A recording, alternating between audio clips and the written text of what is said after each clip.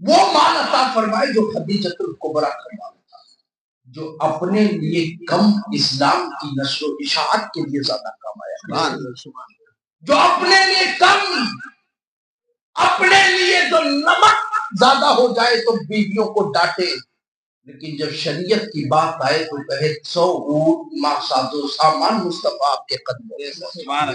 اللہ ایسی دولت عطا فرمائے۔ کبھی بھی دولت کے لیے دعا کیا کرے تو تین دعا کرے، اللہ دولت عثمان دے، یا دولت ابو بکر دے، یا دولت خدیجۃ الکبریٰ دے۔ یہ تین دولتیں میری نگاہوں کے سامنے ایسی ہیں جس نے اسلام پر بڑا احسان کیا، بڑا احسان۔ بات کر رہا تھا اہل اقتدار اور اہل حق کی۔ امام موسیٰ قاسم کا وہ متقی اور وہ چہیتا، ان کو مارنے کی جب بادشاہ وقت نے سازش کی کہ ان کو ختم کروا دیا جائے تو اس نے پہلے کوشش کی کہ ان کے فالوورز کو مارا جائے، جو چاہنے والے ہیں ان کو پہلے مارا جائے، ان کو پہلے ختم کیا جائے تاکہ کوئی آواز اٹھانے والا نہ ہو۔ کوئی یہاں رک کر کے ایک بات کہہ دوں، آپ کے مدارس پر زیادہ حملہ ہے، مساجد کی باوجود مسجدوں کی بنسبت آپ کے مدرسے زیادہ ٹارگیٹ پہ ہے۔ وجہ کیا ہے مدرسے زیادہ ٹارگیٹ پر ہے؟ انہیں پتا ہے یہ کمپنی ہے، یہی مینوفیکچر کرتی ہے، اگر مدرسے بند ہو جائیں گے تو یہاں سے جو علماء نکلتے ہیں وہ بند ہو جائیں گے، تو دین کا دروازہ بند کرنے کا صحیح بات۔ تو ٹارگیٹ وہ ہے، جب وہ بند ہو جائے گا تو آٹومیٹک وہاں جب کوئی ہوگا ہی نہیں وہاں سے پڑھ کر نکلے گا تو امامت کون کرے گا، مناسب کو کون اسے بجا لائے گا۔ بہرحال تو ہمیشہ کوشش ہوتی ہے پہلے مروا فالوورز کو ختم کرو۔ امام موسیٰ کاظم کے چہیتے پہنچ گئے، آپ جیل میں ہیں، اور پہنچنے کے بعد سلام کیا، حضور ایسا معاملہ ہے، کسی طریقے سے خبر ملی ہے بادشاہ وقت ایسا کرنا چاہتا ہے، آپ کیا کرتے ہیں؟ آپ اٹھ کر کے کھڑے ہوئے اور ایک چیز اٹھائی، اس سے دیوار پہ ایک موٹا سا ایک حرف لکھا، جیم۔ کیا لکھا؟ جی۔ بعض چاہنے والوں نے یہ سمجھا کہ شاید حضرت کا موقف یہ ہے، حضرت کہنا یہ چاہتے ہیں اگر جان چھڑانی ہے تو جنگلوں کی طرف چلے جاؤ، اگر جان بچانی ہے تو جبل پہاڑ کی طرف چلے جاؤ۔ اسی میں ایک بہت ہوشیار تھا، بڑا عقل مند تھا، بہت ذہین تھا، صدیوں سے جسے انتظار تھا برسوں سے کہ اہل بیت کا وہ پیالہ مجھے مل جائے جس پیالے کے لیے اللہ اکبر دور دراز سے لوگ سفر کر کے آیا کرتے تھے۔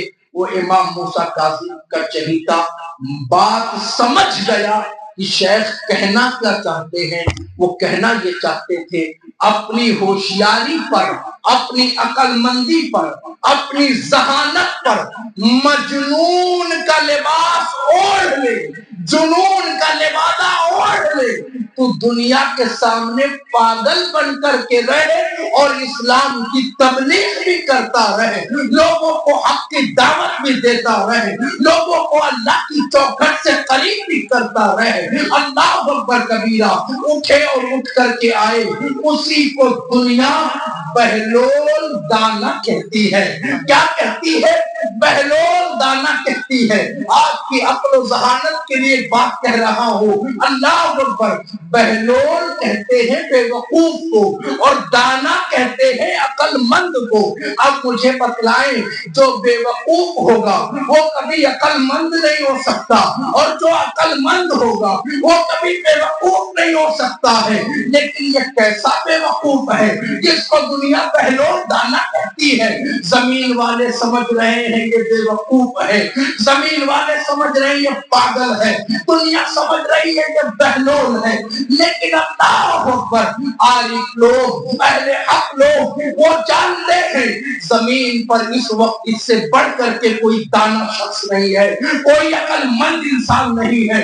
उठे और उठ करके वहां से बादशाह के दरबार में आए। क्या देखा आने के बाद बहलोल दाना ने?